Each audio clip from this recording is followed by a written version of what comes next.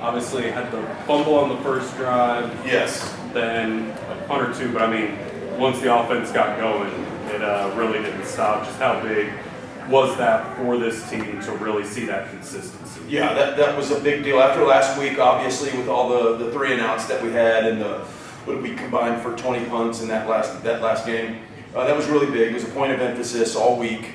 That we wanted to start fast, and we didn't do that. So credit to the kids for not, just kind of getting down after did we go 3 and out first 2 drives? I think maybe, or did we get a first down? I don't know. We did get a first down, but I think it was the catalyst. I think might have been Curley's catch over the middle, the contested catch, which that was another point of emphasis that we had.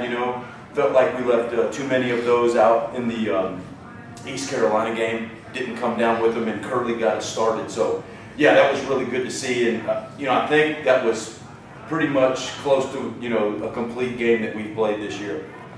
In a game this lopsided, obviously you dominated pretty much all the stats. What did you find most impressive? The thing I found most impressive is we came in at halftime, and, obviously Coach couldn't talk. So I addressed the team, and I talked to him about, the first half, I don't know, it just didn't sit right with me. We left too many plays out there. We didn't play, complete all 3 phases. We challenged them, talked about not being satisfied, that all 3 sides of the ball needed to go out and prove themselves. There were still things to prove in that second half. And what did we do? Come out, defense stops them, straight 3 and out. We go punt. We return the punt for a touchdown. Junior did a great job, and probably that punt return for the touchdown is kind of like everybody on the sideline. It just gassed everybody up, juiced them up, man. It was great to see that we went out there and did what we actually came together in the locker room and talked about doing in the second half, and that was finishing, not having any let up whatsoever. We were on national TV.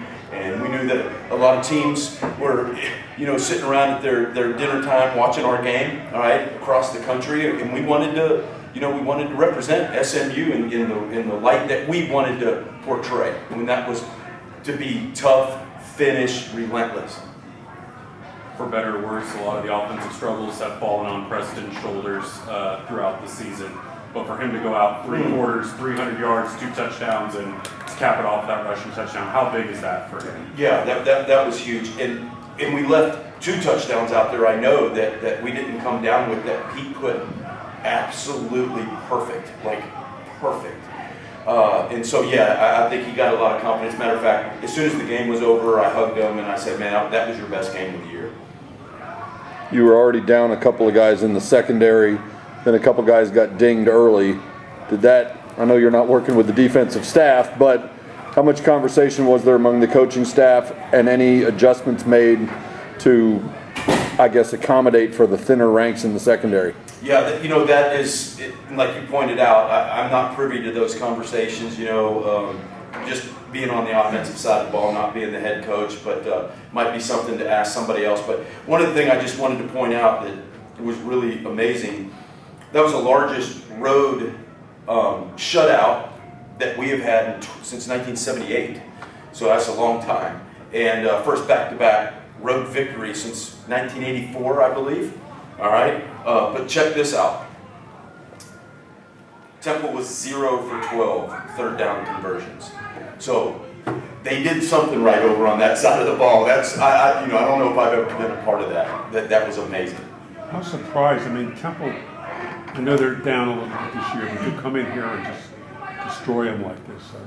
I watch them play on film, and Coach has done an amazing job of getting these guys. They played hard on film. I watched them play, North Texas. The score may not have been what they wanted, but they represented themselves really well on film as hard as they play, and they're physical. We expected this to be kind of like an East Carolina game going down to the fourth quarter, and it was going to be tough, and it was a road game, and so yeah, I'm kind of surprised that happened. Did you and your staff, having gone on back-to-back road games, did you and your staff do anything different to prepare your guys for going on the road in consecutive weeks after what you did last week and then having to repeat it? Yeah, we did. We shortened practice a little bit and kind of got them off their feet. We met a little bit more in shortened practice, a couple periods here and there. We wanted to get them fresh because, you know, we got in at 4 o'clock in the morning last week, and we're going to get in at 4 o'clock in the morning again tomorrow morning, right? So we shortened practice down a little bit. Seemed like Jordan Hudson, you know, continues to make plays, obviously, but it seemed like he was maybe involved a little bit more this game. Just how big is that for him to continue to make those progressions, to put himself in position to then make the plays he's capable of? Yes, absolutely. And as you know, he's our biggest, most physical type looking guy, and he's going to be an amazing player. And it's going to take a little while. Always for transfers, it seems like it takes a year as these guys get in here to get used to the coaching, to get used to the offense and the routine of how this team works, you know, on a weekly basis. And then you got school and all that stuff. And he had been kind of like getting a little overwhelmed with a little bit of that stuff. And now he's getting in a routine and he understands what's coming every week. And he had his best week of practice this week. You know, I went in and told the wide receiver room this past week, I said, we have no starters anymore. So whoever practices the best is going to play. And man, let me tell you, those guys, they really practiced extremely hard this week and wanted to prove themselves. And so he went out in the game and did it.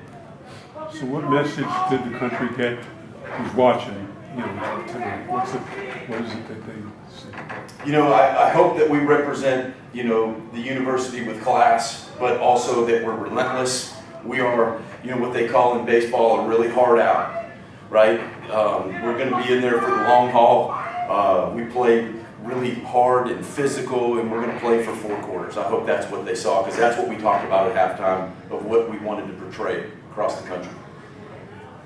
A week ago, Coach Lashley talked about the offense being fine in the first and fourth quarter at East Carolina and then bogging down in the middle. How much did you and the staff talk about staying consistent through all 4, even when you had that big lead? Yes, absolutely. And, you know, it's a little funny sometimes. You know, when I was the offensive coordinator at Arizona State, we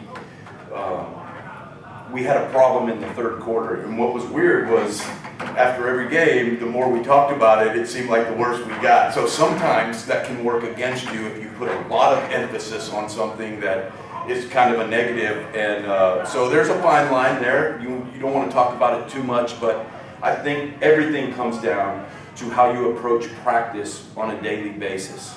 And we split practice up to where we have almost like a first half of practice, and then we come together and we have a period, and then after that period, you know, we kind of talk about, okay, this is the second half, and the kids, you know, just did a great job in practice all week in that. And then just with having a bye week, Thursday night road game, Friday night road game, finally a Saturday home game. Oh, wow. Yeah. How do you kind of make sure that maybe there isn't a relaxing because it's quote unquote normal going now into this week? Well, I think we're getting to that point where they see the light at the end of the tunnel of what they can accomplish, right? And I think, you know, they see that we got 5 games to do what we want to do. And the only way we're going to do that, though, is you have to go week by week. I know that sounds cliche, but you have to do whatever it takes. I tell my players all the time, once the game starts, I don't care who catches the ball. I don't care who scores the touchdown. All that matters in those 3 hours when that last second goes off the clock, that we win the game. That is it. And I think our kids have embraced that. They really have.